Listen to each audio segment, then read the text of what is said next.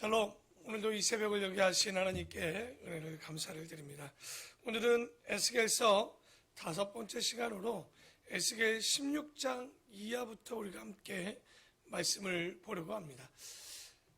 에스겔서는 우리가 초반에 얘기했지만 끊임없이 비유를 보여주고, 또 특이한 것은 에스겔이 직접적으로 본인이 그 어려움을 당하거나 혹은 그 쇼를 통해서 그 이스라엘 백성들에게 하나님의 마음을 전달하는, 굉장히 어쩔 땐 가슴 아프고 어떨 땐 굉장히 어려운 말씀을 우리가 보게 되는데, 그러기에 에스겔을 시야를 넓혀서 살펴보지 않으면 이거 그냥 하나의 상징적인 이야기 같고 비유 같은 그런 내용으로밖에 보이지 않습니다. 그러나 전체적으로 보면 우리가 1, 3장부터는 뭐라고 그랬습니까? 바로 에스겔의 소명과 사명을 받고요. 이제 지금 보고 있는 4장부터 24장까지의 이야기는 이스라엘에 대한 심판, 그 심판을 보여줄 때 에스겔이 직접적으로 혹은 비유를 통해서 보여주고 있는데요. 오늘 16장의 이야기는요, 정말 그 비유의 내용들을 보여줄 때 무엇을 얘기하고 있냐? 핵에 망측한 창녀로 이스라엘을 비유하고 있습니다. 그러니까 핵에 망측한 창녀 예루살렘의 이야기를 보여주고 있는데요. 왜 그러냐? 22절에 보면 이렇게 비유했었죠. 네가 어렸을 때 벌거벗은 몸이었으며 피투성이가 되어서 발짓하던 것을 기억하지 아니하고 네가 모든 가증한 일과 음란한 음란을 행하였느니라. 그러니까 하나님께서 어떻게 이스라엘을 비유했냐면, 네가 길 가다가, 하나님께서 길 가다 피 안 닦고 탯줄도 안 짜는 채 버려진 소녀를 먹이고 좋은 옷을 입히고 용돈 주고 예쁘게 키우고 더 나가서 치장까지 시켜줬는데, 이 아이가 자라서 어떻게 했냐는 거예요. 창녀처럼 이방 남자를 찾아 달려갔다는 거죠. 그러니까 그게 32절에 보면 이렇게 얘기합니다. 그 남편 대신에 다른 남자들과 내통하여 간음하는 아내로다. 사람들은 모든 창기에게 선물을 주거늘 오직 너는 내 모든 정든 자에게 선물을 주며 값을 주어서 사방에 와서 너와 행음하게 하니, 너의 음란함이 다른 여인과 같지 아니함은 행음하려고 너를 따르는 자가 없음이며, 또 네가 값을 받지 아니하고 도리어 값을 줌이라. 그런즉 다른 여인과 같지 아니하니라. 그러니까 참 이 이야기는 여기서 보면 나라도 없는, 여러분 셈함, 우리가 노아의 자손 중에 기억나지만 셈의 자녀 중에 아르박삿이라고 있었습니다. 근데 이 아르박삿의 아브라함은요, 나라도 없는 나라였습니다. 그 족속이었습니다. 그런데 그 족속을 데려다가 따로 키우고 입히고, 그리고 다윗과 솔로몬 때는 치장하여서 얼마나 예쁘게 해줬는데, 우리가 구약의 예언서 중 가장 충격적인 예언서를 본다면 아마 호세아서일 겁니다. 호세아서의 아내 그 부인 고멜에 하는 그 행태를 보게 되면 정말 그게 나오는 것처럼 발정난 나귀처럼 정말 수컷을 찾아 달려가는 그런 고멜의 모습처럼 지금 이스라엘은 굉장히 해괴망측한 창녀의 모습을 가지고 있는 것을 봅니다. 그 내용을 읽었지만 뭐라고 합니까? 세상에 몸을 주는데도 돈을 줘가면서 자기의 몸을 주고 있다는 거예요. 그러니까 그런 행동을 보여주고 있는 이스라엘. 그래서 16장은요, 해괴망측한 창녀, 곧 예루살렘을 비유하는 모습이 나오죠. 그리고 이제 17장에 보면요, 좀 어렵습니다. 수수께끼와 아마 독수리와 포도나무의 비유를 통해서 이 수수께끼와 비유로 책망을 하시는데, 그 핵심은 뭐냐? 언약을 어겼다는 거예요. 어떤 언약? 그 바벨론, 사람과 세운 언약조차도 지키지 않으면 얼마나 끔찍한 그 언약을 깬 것에 대한 대가를 치르는데, 하물며 하나님과의 세운 언약을 어떻게 했느냐? 이제 이 이야기를 해주고 있는 거죠. 그래서 14절에 보면, 이는 나라를 낮추어 스스로 서지 못하고 그 언약을 지켜야 능히 서게 하려 하였음 이거늘. 그러니까 이게 갑자기 여기를 읽어서 그렇지만 사람이나 나라가 인격적인 관계로서 서로 그 언약을 세웠다면 적어도 하물며 하나님과 세운 언약을 깨뜨리면 너희가 어떻게 되겠느냐. 15절에 그가 사절을 애굽에 보내 마유가 군대를 구함으로, 이게 시드기야 얘기를 하는 거거든요. 바벨론 왕을 배반하였으니 형통하겠느냐? 이런 일을 행한 자가 피하겠느냐? 언약을 배반하고야 피하겠느냐라는 얘기입니다. 그래서 계속해서 그 언약을 지키지 않으면 살 수 없다는 거죠. 그래서 깊이 사람들의 마음에 각인시켜주고 있는데, 여러분, 이스라엘 백성들은 언약 깨기를 너무 쉽게 깨었던 거죠. 구약은 뭡니까? 옛 언약이고 신약은 새 언약입니다. 근데 이 언약을 소홀히 여기고 등한히 여기고 배신한다면, 그러니까 이런 것들 아무것도 지금 14절에 얘기했지만 서게할 수 있는 것이 없다라는 거죠. 그래서 하나님과의 맺은 언약을 헤프게 생각하지 말고 정말 그 언약을 어떻게 지킬 수 있는가, 그 언약을 지킬 때 설 수 있다는 거지, 사람들과의 언약도 깨는 사람이 하나님과의 언약을 지킬 수 있겠느냐. 그게 이제 17장의 이야기로 이야기해주는 내용이고요. 그리고 18장은요 최후의 권면입니다. 그거 우리 아시죠? 야, 너 마지막으로 한 번 더 너에게 이야기하지만 이렇게 하지 않으면 너 이제 끝나는 거야. 최고장을 보내고 있습니다. 지금 회개망측한 창녀라는 이 사람들에게 하나님이 마지막 기회를 주는 거야. 야, 너 그렇게 말도 안 되는 짓거리를 했지만 네가 그럼에도 나에게 돌아오고 회개하고 정신 차리면 아무리 너희들의 조상들이 죄를 짓거나 니들이 죄를 지어도 그 뉘우치고 돌아온다면 다 용서하게 해주겠다는 거죠. 그래서 18장 30절을 한번 볼까요? 30절에 보면 주 여호와의 말씀이니라. 이스라엘 족속아, 내가 너희 각 사람이 행한 대로 심판할지라도 너희는 돌이켜 회개하고 모든 죄에서 떠날지어다. 그리한즉 그것이 너희에게 죄악의 걸림돌이 되지 아니하리라. 그러니까 여러분, 이게 말이 됩니까? 호세아에게 근데 이미 얘기했었어요. 고멜이 그런 말도 안 되는 짓을 했을 때 그가 돌아오면, 아니요, 데려올 때 어떻게 데려옵니까? 돈을 줘서 그 남자에게 다시 사갖고 오는 장면 보셨을 겁니다. 그러니까 그런 것처럼 하나님께서 지금도 30절에 뭐라고 하는 거야? 너가 회개하고 돌아오면 뭐 하고 싶다는 거예요? 네가 돈 주고 못 팔았지만 그럼에도 나는 너를 용서하고 싶다는 거예요. 여러분, 아버지의 마음을 이렇게 살펴보면요, 야, 이건 상식을 파괴하는 겁니다. 우리 같으면 말도 안 되는 얘기죠. 그런 여자를 용서해 주겠다는 거예요. 그러니 너희는 너희가 범한 모든 죄악을 버리고 마음과 영을 새롭게 할지어다. 이스라엘 족속아, 너희가 어찌하여 죽고자 하느냐? 주 여호와의 말씀이니라. 죽을 자가 죽는 것도 내가 기뻐하지 아니하노니 너희는 스스로 돌이키고 제발 뭐 해달라는 거예요? 살아달라는 거예요. 그러니까 제발 너희 마지막인데 제발 바르게 하나님의 말씀을 배우고 너희의 고집 좀 내려놓고 잘못함이 있으면 회개 좀 하고 치우친 편견이나 그 욕심은 좀 내려놓고, 그리고 배우지 않아서 오해하는 것들을 좀 내려놓고 제발 돌아와 회개하고 돌아온다면 내가 용서해 주겠다는 거예요. 여러분, 지금 우리는 어느 시대에 살고 있습니까? 이미 말세에 살고 있다고 합니다. 예수님이 오실 때부터 이미 말세는 시작했고 이제 예수님이 오시면 그 말세는 끝나는 거예요. 그러면 이미 말세는 시작했고 아직 말세는 오지 않았어요. 하지만 그 시간을 주었던 이유는 뭘까요? 이렇게 타락한 백성들에게 마지막으로 한 명이라도 돌아오라는 거예요. 내가 너희를 죽이고자 하는 것이 내 목적이 아니라, 지금 마지막 32절에 뭐라고 합니까? 제발 살아달라는 거예요. 제발 살아라. 너희들 죽지 말라. 한 명이라도 주님 앞에 돌아와라. 이게 아버지의 마음입니다. 그런데 우리가 지금 기도하는 제목이나 우리의 살아가는 모습이나 우리의 행동들을 보면 참 아직도 멀었던 거죠, 우리에게. 하지만 주님의 마음은 제발 권면하고 돌아와 살아달라는 그런 내용이 18장이었죠. 그런데 19장에 보면 여러분의 성경책 맨 위에 뭐라고 되어 있습니까? 제목이. 애가를 부르게 하셨다는 건 이미 결론 난 거예요. 뭡니까? 끝내 돌아왔다는 얘기예요? 돌아오지 못했다는 얘기예요? 돌아오지 못할 것에 대한 이야기를 하고 있는 거죠. 그러니까 그들이 죽기 전에 하나님께서 마지막으로 에스겔에게 애가를 불립니다. 그 이야기는 끝내 예루살렘이 돌이키지 않는구나.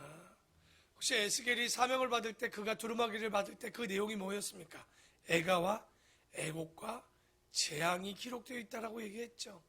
그렇게 안 쓰고 싶었지만 결론적으로는 그들이 돌아오지 않는, 그래서 결국 애가가 나왔던 거죠. 그리고 이제 20장에는요 여러분, 이 정도 에스겔이 애가를 하고 하나님의 최고장을 들려주고 정말 언약을 깨면 이렇게 될 것이라는, 그리고 너의 모습은 이렇게 해괴망측한 창녀 예루살렘 같다라고 얘기했으면 적어도요 일반 백성은 그렇다 칩시다. 그러면 장로나 지도자들은 어떻게 됩니까? 그래도 깨달아야 될 것 아니에요. 그런데 20장에 보면 다시 질문하는 장로들이 찾아옵니다. 그러니까 세 번째 그 에스겔에게 찾아와서 일단은 질문하는 장면이 나오는데, 여러분 에스겔이 애가를 부른다고 에스겔이 애가입니까? 하나님의 애가입니까? 하나님의 애가입니다. 그러니까 하나님이 이렇게 슬피 우는데도 불구하고 지도자들이 정신을 못 차리고 있는 거예요. 그러면서 지금 에스겔에 와서 또 따지는 거죠. 그러니 하나님께서 뭐라고 얘기냐? 1장 20장 1절을 보면, 일곱째 다섯째 달 열째 날에 이스라엘 장로 여러 사람이 여호와께 물으러 와서 내 앞에 앉으니 여호와의 말씀이 내게 임하여 이르시되, 인자야 이스라엘 장로들에게 말하여 이르라. 주 여호와께서 이렇게 말씀하셨느니라. 너희가 내게 물으려고 왔느냐? 내가 나의 목숨을 걸고 맹세하거니와 너희가 내게 묻기를 내가 용납하지 아니하리니 주 여호와의 말씀이니라. 왜냐하면 여러분 적어도 지금은 하나님께 질문하려면 그들의 자세가 어떻게 하고 와야 됩니까? 그러니까 이 20장만 보면 이해를 못하지만 19장, 18장, 17장, 16장만 보면 적어도 해괴망측한 예루살렘이 하나님이 그들에게 용서를 해주고 싶고 심판 안 하고 싶다 한다면, 적어도 이럴 때쯤 그의 마음을 알고 애가를 부르는 그의 마음을 안다면 어떤 자세로 먼저 하고 와서 질문해야 됩니까? 회개는 하고 와야 될 것 아닙니까? 그러니까 자기 잘못을 알고 깨닫고 돌아와서 죄를 회개하고, 그리고 하나님이 기뻐하지 않는 것은 최소한 버리고 와서 물어야 되는데 그렇지도 않고 또 따지는 거예요. 왜 우리에게 이런 심판을 주느냐고. 여러분, 그러면 사람들이 와서 이렇게 자기의 죄도 돌아보지도 않고 깨닫지도 못하고 오면 그 질문할 때 그 질문 받은 사람이 대답을 하고 싶을까요? 하고 싶지 않다라는 거예요. 기분이 너무 나쁘다는 거예요. 이제 6년 얼마 안 있으면 이제 나라가 망하게 되는데 정말 그럼에도 불구하고 깨닫지 못하고 돌아오니 대답하지 않으시겠다는 거예요. 은혜의 때가 지나갔다는 거예요. 지금 에스겔을 통해서 20장에 주는 얘기는 뭐냐면, 이제 하나님께서는 말하고 싶지 않다는 거예요. 얘기하고 싶지 않다는 거죠. 결코 대답하지 않겠다. 여러분 아시죠? 우리 하나님의 성격. 안 하겠다고 하면서 정신 차리라고 또 말씀해 줍니다. 20장 뒷절이 바로 그런 거예요. 그러니까 안 하시겠다라고 해놓고서 또 계속 그들에게 또 뭐라고, 보십시오. 얼마나 말을 많이 하는지 49절까지 얘기합니다. 그러니까 이게 좀 전에 하나님께서 최고장을 보냈지만 너 이러면 죽어라고 얘기했지만 그래도 또 기회를 주고 싶은 게 아버지의 마음이고, 말 안 하겠다라고 말은 하지만 또 그들이 돌아오길 바라고 또 얘기하는 게 누구의 마음인가요? 하나님의 마음인 거죠. 하지만 21장에는요 하나님께서 이제 칼에 칼을 가는, 이런 걸 다른 말로 마광한다라고 하는데, 그 칼이 뭐냐? 예루살렘을 치기 위한 칼을 마광하셨다. 이 칼은 바벨론을 얘기합니다. 그래서 21장 8절에 보면 여호와의 말씀이 또 내게 임하여 이르시되, 인자야 너는 예언하여 여호와의 말씀을 이같이 말하라. 칼이여 날카롭고도 빛나도다. 그러니까 빛나는 이 마광하는, 갈아서 밝히 밝혀지는 이 날카롭고도 빛나도다. 그 칼이 날카로움은 죽임을 위함이요 빛남은 번개같이 되기 빠르게 그들에게 위함이니 우리가 즐거워하겠느냐? 네 아들의 귀가 모든 나무를 없인 여기는 도다. 그러니까 지금 번쩍번쩍 바벨론의 칼을 갈고 있다는 거예요. 그러니까 얼마나 번쩍하는지, 이 얘기는 얼마나 빠르게 그들에게 임할지, 이 칼을 가지고 뭐 하시겠다라는 건지 정확히 아시겠죠? 뭐 하겠습니까? 이제 해괴망측한 예루살렘을 그 목을 치시겠다는 거죠. 이제 그 칼이 이제 북쪽에서 내려오는 거예요. 그래서 22장, 23장에는요 어떤 내용이 나오냐면 하나님께서 예루살렘을 놓고 국문하십니다. 국문이 뭡니까? 옛날에 중재인을 놓고 여러분 그때 사또나 누가 와서 임금이 뭐라 합니까? 네가 네 죄를 알렸다 하면서 이제 그 사람에게 묻는 거죠. 지금 해계망측한 이스라엘을 이제 앉혀놓고 에스겔을 통해서 국문합니다. 근데 에스겔이 예루살렘에게 국문하는 장면이 나오지만 이건 누가 누구에게 국문하고 있는 거예요? 하나님께서 해계망측한 이 예루살렘에게 국문을 하는 거죠. 시퍼렇게 마강한 날카로운 칼을 가지고 그 예루살렘의 턱에 칼을 대고 얘기합니다. 네가 네 죄를 알렸느냐? 그러면 적어도 사람이 양심이 있고 깨달으면 뭐라고 합니까? 용서해달라고 그러겠죠. 근데 이 여자의 얘기는 뭐냐면 죄를 안 졌다는 거야. 내가 무슨 죄를 지었습니까? 이거 말라기에서 나오는 장면하고 굉장히 비슷하죠. 그래? 그러니 하나님께서 얘기합니다. 내가 네가 무슨 죄를 지었는지 알게 해주겠다. 그러면서 출애굽기부터 지금까지의 역사를 다 이야기하면서 네가 이런 죄를 지지 않았느냐, 네가 이런 죄 가운데 있지 않았느냐 라면서 전부 챙겨서 그들의 죄목을 하나하나 이야기해주고 있는 거예요. 그러니까 죄목이 나오니 이제 어떻게 합니까? 더 이상 할 말이 없는 거죠. 그러니까 그 죄목에 대한 이야기가 22장, 23장에 그들의 죄들이 주르륵 나옵니다. 그래서 마지막 24장, 여기까지가 이스라엘에 대한 심판에 대한 이야기와 비유를 얘기하는 거죠. 25장은 뭡니까? 그 주변 열방들에 대한 이야기들을 또 하겠죠. 그래서 24장에 오늘 마지막으로 보면 하나님께서 예루살렘의 목을 참수하십니다. 그러니까 그들을 참수할 때 어떻게 합니까? 이 해계망측한 창녀 예루살렘을 하나님께 죽이는데, 하나님께서 죽이시는데 녹슨 가마솥에 그 녹을 닦아내고 나서 어떻게 합니까? 푹 삶아서 뼈도 말라버리고 탈 정도로 그들을 태워버리시겠다는 거예요. 그러니까 얼마나 하나님께서 지금 분노하시고 언약을 깬 이스라엘 백성들을 치시겠는지. 그래서 15절에 보면요, 이제 그러면서 그 예루살렘을 참수하는 장면으로 이제 보여줍니다. 15절에 보면 여호와의 말씀이 또 내게 임하여 이르시되 인자야, 내가 너의 눈에 기뻐하는 것을 한번 쳐서 빼앗으려니 너는 슬퍼하거나 울거나 눈물을 흘리거나 하지 말며. 그러니까 에스겔의 눈에서 빼도 그 눈에 기뻐하는 게 뭐겠습니까? 아내죠, 아내. 근데 참 이 시대의 예언자들은 너무 힘든 거예요. 그러니까 그 시대가 아까니 장가가지 말라는 예레미야, 장가도 못 가고 혼자 외로이 있는 그 모습을 보지를 않나. 그 호세와의 고멜도 보십시오, 여러분. 그러니까 하나님 이스라엘 백성들의 죄악상을 보여주겠다고 그 부인의 행태를 통해서 그 하는 행동들, 오늘 이스라엘 백성들이 하는 것을 통해서 최종은 어떻게 되는가? 네가 가장 사랑하는 것을 빼앗겠다는 거예요. 그런데 먼저 보여줘야 되는데 누구의 아내를 데려가느냐? 에스겔의 아내를 데려가고 있는 거예요. 참 이게 얼마나 슬픈 일입니까? 여러분, 그 인간이 가장 슬픔을 느끼는 그 내용 중에 하나, 슬퍼하는 것들이 뭐가 있냐면 자식이 아버지보다 먼저 갔을 때 그 아버지의 마음입니다. 그리고요, 가장 심각하게 마음의 상처가 오는 건 배우자를 상실했을 때 그게 가장 마음에 큰 어려움을 가져온다라고 얘기를 합니다. 그런데 지금 어떻게 합니까? 가장 사랑하는, 눈에 빼도 안 아픈 이 눈에서 가장 기뻐하는 바로 자기의 부인이 처참히 죽음을 당하는데, 문제는 뭐도 흘리지 말라고 그러냐면 눈물을 흘리지 말라는 거예요. 이게 왜 그러냐? 죽은 자를 위하여 슬퍼하지 말고 조용히 탄식하며 수건으로 머리를 동이고 발에 신을 씻고 입술을 가리지 말고 사람이 초상집에서 먹는 음식물을 또 먹지도 말래요.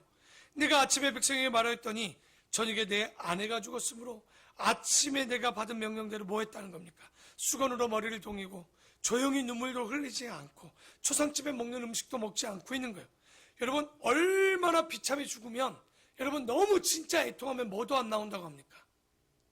눈물도 안 나오는 거예요.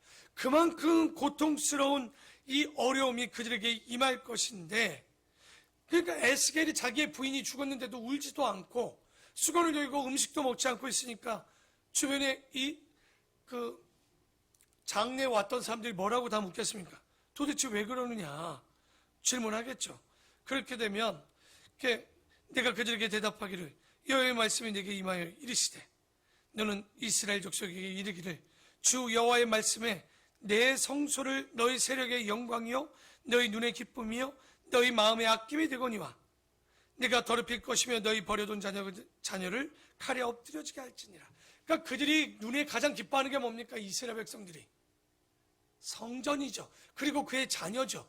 그러니까 그 두 가지를 다 모아하시겠다는 게 하나님께서 뺏어 가겠다는 거예요. 누구와 같이 에스겔이 먼저 빼앗겨 참담했던 것처럼 너희 눈에 이스라엘 백성이 제일 아끼는 성전과 너희 자녀를 빼앗아 버리겠다는 거예요. 그러니까 말로 해서 모자라 먹으니 하나님께서 그들이 가장 아끼는 것을 빼앗는 거죠. 그러면서 22절이요. 너희가 에스겔이 행한 바와 같이 행하여 입술을 가리지 아니하며 사람의 음식을 먹지 아니하며 수건으로 머리를 동인 채 발에 신을 신은 채로 두고 슬퍼하지도 아니하며 울지도 아니하되 죄악 중에 패망하여 피차 바라보고 그저 서로 할 수 있는 건 탄식밖에 없는 것이다. 이같이 에스겔이 너희에게 표징이 되리니 그가 행한 대로 너희가 다 행할지라. 이 일이 이루어지면 내가 주 여호와인 줄을 그제서야. 여러분, 이 인간의 무지를 이걸 보십시오. 다 빼앗기고 나서야 누가 누구인 줄 아는 거예요. 그제서야 내가 너희의 여호와인 줄을 너희가 알리라. 그러니까 여러분, 하나님은 어떻게 하셨습니까? 지금까지 우리에게 기회를 주셨고 기다려줬지만 백성들은 뭐 하는 거예요? 오해와 편견과 고집과 자만과 태만을 통해서 하나님을 보지 않는 거예요. 어제도 우리가 말씀했지만 여러분, 우리가 하나님을 알지 못하면 우리에게 오는 게 뭡니까? 오해하게 되는 거예요. 오해한다는 말은 뭐라고 그랬죠? 그 진리인 도를 벗어나는 거예요. 그러니까 여러분, 우리가 하나님의 말씀을 모르는 게 모른다라고 끝나는 게 아니라 우리가 편견을 갖고 잘못된 길을 걷게 하고 실수하고 범죄하게 한다는 거예요. 그래서 이사야도 얘기하지만 우리가 깨달아야 되는 건 오히려 눈을 뜨고 귀를 열고 마음에 깨달음이 있어야 되는데 사람이 무지하고 죄악적으로 가면 끝으로 가면 그들이 보여주는 공통적인 모습은 눈이 가려지는 거예요. 여러분, 사람들이 범죄할 때 보이는 게 없다라고 그러죠. 그리고 사람들이 말 안 들을 때 보십시오. 고집 부릴 때 남의 말을 듣지를 못합니다. 그리고 아무리 말씀으로 주어도 그들의 모습은 뭡니까? 깨닫지 못하는 거예요.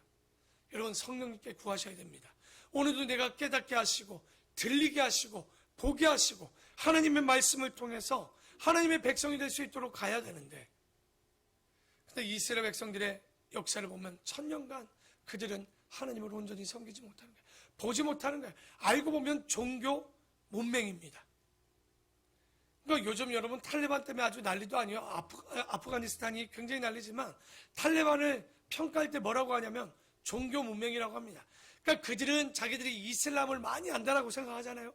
이방 종교인데도 불구하고 이슬람을 모르는 문맹이라고 그들은 이야기를 합니다. 그러니까 같은 이슬람이어도 그들은 굉장히 이슬람화처럼 말은 하고 있지만 종교적이지도 않고 굉장히 잘못 이해하고 잘못 공부한 사람들이라고 얘기해요. 그러면 기독교인 우리는 어떻습니까? 우리가 신앙생활을 하는 시간들을 지나볼 때 우리는 얼마만큼 하나님을 알고 깨닫고 보고 듣고 있는가? 그런데 보지도 못하고 듣지도 못하고 깨닫지 못하는 결과는요, 참혹합니다. 정말 녹슨 가마솥에 그 양들의 뼈를 꺾어넣어서 그 뼈가 국물에 녹도록 그것들이 녹아내리는 모습을 보면 여러분, 그게 지옥 아니겠습니까? 오늘 이 말씀을 통해서 우리에게 지금도 하나님은 이미 시작된 이 말세, 아직 오지 않았지만 그 과정 가운데 우리에게 주는 게 뭡니까? 성경의 핵심, 내자, 돌아오라는 거예요. 회개하라는 거예요. 정말 우리가 주님 말씀 앞에 나를 내려놓고 내 욕심과 자만을 내려놓고 하나님만이 전부이다라고 어저께 말씀드렸습니다. 우리가 주님 앞에 변화되지 않는 이유는 주님 앞에 우리가 회개하지 않고 죽지 않았기 때문에 그러는 거예요. 내가 주님 앞에 죽지 않으니 나는 살아있고 내 마음은 살아있고 내 자존심은 살아있으면 절대 우리는 변화될 수 없는 거예요. 오늘 말씀을 통해 우리가 먼저 주님 앞에 주님의 이름으로 회개하고 죽는 역사가 일어나기를 부탁을 드립니다. 그리고 주님 앞에 내가 죄인임을 깨닫는 지혜가 여러분에게 있기를 원합니다. 정말 그 말씀을 가지고 나갈 때 우리가 이스라엘처럼 예루살렘처럼 그런 잘못된 신앙이 아니라 하나님의 말씀 앞에 다윗을 칭찬하는 게 뭡니까? 실수했습니다. 하지만 그는 곧바로 회개합니다. 정말 이런 모습이 우리에게 있어서 잘못한 것들이 있다면 하나님 앞에 용서를 구하고 기도하고 나가는 아름답고 복된 우리 귀한 성도들 되기를 축원합니다. 기도하겠습니다.